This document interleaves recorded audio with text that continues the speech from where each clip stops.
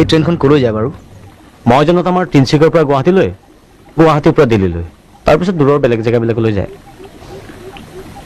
মোৰো মন যায় কেতিয়াবা মই গুচি যাম বহুত দূৰলৈ, এটা বেলেগ জেগাত য'ত মোক কোনেও চিনি নাপাব। জীৱনত যি ঘটি গ'ল, যিমানবিলাক ভুল কৰিলোঁ, চব মুচি দিম, আকৌ আৰম্ভ কৰিম এটা সুন্দৰ নিখুঁত জীৱন। এই তই নিৰাশ নহবি, চাবি এদিন চব ঠিক হৈ যাব। এই অবাস্তৱ কথাবিলাক চিন্তা কৰি তই মনটো বেয়া নকৰিবি। খুব ভাল জেগাতে লৈ তোক লৈ যাম, বল।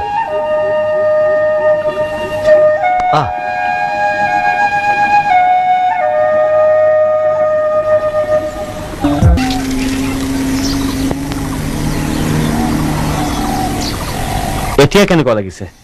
হা, ক'ব নোৱাৰো, কিন্তু কিবা এটা ভাল লাগে। জীয়াই থকাৰ হেঁপাহ জাগে, মনলৈ নতুন নতুন ভাৱ আহে। তাইক দেখিলে মোৰ চব দুখ যেন পাহৰি যাওঁ মোৰ যে একো নাই।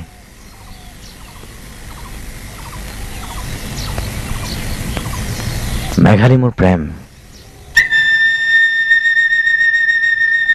তাইক মই বহুত ভাল পাওঁ। তেনেহ'লে তাইক কথাটো খোলা খুলিকৈ কৈ নিদিয় কিয়? হেৰুৱাৰ ভয়ত নকওঁ, জীৱনটোত বহুত হেৰুৱালো আৰু হেৰুৱাব নোখোজো। হেৰুৱাৰ ভয়ত? মই ঠিক বুজা নাই। মোৰ ওচৰত থাৰ্ড এলিমেণ্টটো নাই। মানে কি আছে মোৰ থাৰ্ড এলিমেণ্ট বুলিবলৈ? না মই বিৰাট ধনী ঘৰৰ ল'ৰা, না মোৰ চাকৰি আছে, না মই বিজনেছ কৰোঁ, না মোৰ বহুত নাম আছে। কি ভিত্তিত তাই মোক ভাল পাব? আচলতে কি জানো, ভাল পালে প্ৰকাশ কৰিবলৈ এই থাৰ্ড এলিমেণ্টটো বৰ প্ৰয়োজনীয়। আৰু য'ত মাক বাপেকে নিজৰ সন্তানক মৰমখন প্ৰকাশ কৰিবলৈ এটা চকলেট নাইবা পুতলাৰ সহায় ল'বলগীয়া হয়। আজিকালি তই বৰ ডাঙৰ ডাঙৰ কথা কওঁ। It's reality.